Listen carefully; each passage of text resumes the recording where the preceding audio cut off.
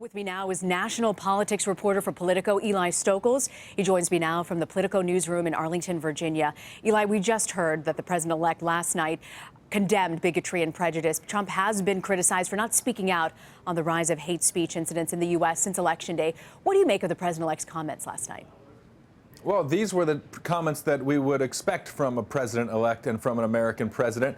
The first 20 minutes of that speech was exactly that. It was unifying. It was urging Americans to come together. It was disavowing bigotry and racism in all forms and really laying out a very ambitious, unifying vision, telling the country basically to reach for the stars, to come together, that its best days are ahead of us, the kind of platitudes, but the kind of soothing language that we have come accustomed to hearing from people after they are elected president.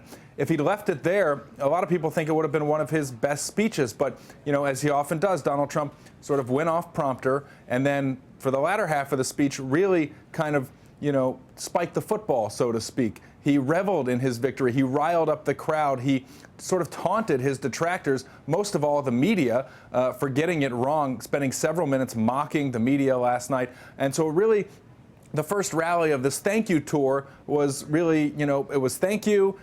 It was let's come together, but it was also I told you so. There was a lot of celebrating, a lot of end zone dancing, and this is what we've come to expect from Donald Trump, and what I think we're going to continue to see is really a split personality, a Jekyll and Hyde thing where he does one thing that is quote-unquote presidential, and then he kind of does something else that endears him to his base and sort of flies in the face of convention and behavioral norms. And we're going to continue to see this as a country, as a media, and to kind of have to make sense of it. It does sort of enable people to sort of pick and choose what they see when they look at Donald Trump, to either pick out the aspects they like or don't like, and sometimes to ignore the others.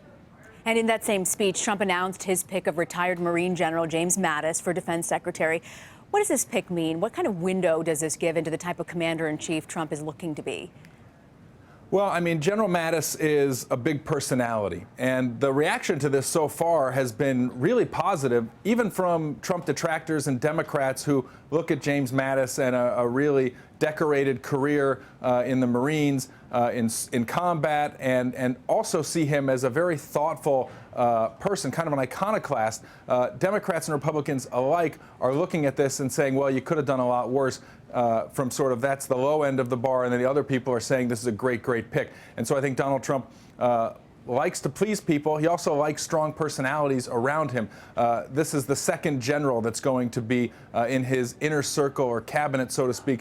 And so it just tells you Donald Trump has this sort of idea of strength and power and energy. We heard him lampoon Jeb Bush throughout the campaign about his energy levels. He's apparently talked in recent days wondering to his advisors if Rudy Giuliani, who takes naps in the afternoon, has the energy to serve as his Secretary of State. No question about Mad Dog Mattis's energy. I think Donald Trump loves the persona. He's a salesman, first and foremost, Donald Trump, and I think he really likes the fact that this is the guy who's going to be the public face of the Pentagon for his administration. And all eyes are also now on the Secretary of State. Today, the president-elect is meeting with former Ambassador John Bolton. He's been floated for the position, and looking at Trump's cabinet picks so far, do you think he's a front runner for the state position at this point? Well, I've heard that he's not a front runner. He's certainly not among the top 4 finalists that Kellyanne Conway has mentioned on TV. Of course, as Kellyanne Conway said earlier this week, you know, she's not under oath when she's on TV. You never really know where things are at, where, you know, when people are telling you one thing. I think it's very clear that John Bolton has a relationship with Trump that goes back a long way, someone that Trump likes and trusts. I don't know if he's the person that Trump has sort of imagined as being the face of the nation's diplomacy under his administration. The Secretary of State, by far the most high-profile cabinet position there is. But I think the tension inside Trump Tower right now related to the pro-Giuliani faction of his inner circle, people talking about Petraeus, and the people who really like the idea of Mitt Romney. We understand Vice President-elect Pence, whose stock is high with Trump right now, I hear, that he is the top supporter of Romney. And so perhaps the confusion or the conflict inside Trump Tower may enable someone we're not watching like John Bolton to sort of walk in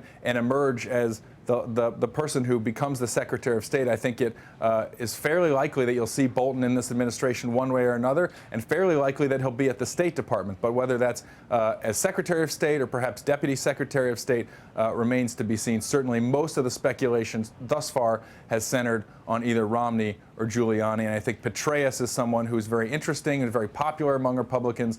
But I think a lot of senators, at least Republican senators, are indicating that this may be a difficult confirmation for a president-elect who campaigned on the idea of Hillary Clinton needs to be locked up for what she did, for her carelessness with classified information. That's exactly what General Petraeus has admitted to doing.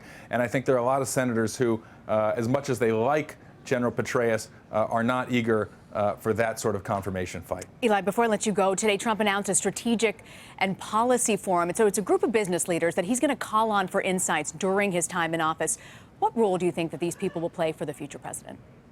Not much, to be honest. I mean, this is the most sort of politician-y thing that a president-elect might do, and something that doesn't get a lot of splash. It's not really a very Trump-like thing to do, to put together a panel, a blue ribbon panel, or a forum of business leaders. But Donald Trump comes from the business world. He's pledged to run the country more like a business. I think he will always draw on input from a lot of people, whether they're part of some official panel, whether they're just people who call him on the phone. This is a guy who likes to be on the phone a lot, get input from a lot of different places before he arrives at a decision. So I don't know if this panel per se will be all that influential going forward in terms of developing his economic policy. But I think he'll listen to pretty much anybody who he respects, and that's a big group of people at this point. Politico's Eli Stokols. Thanks, Eli.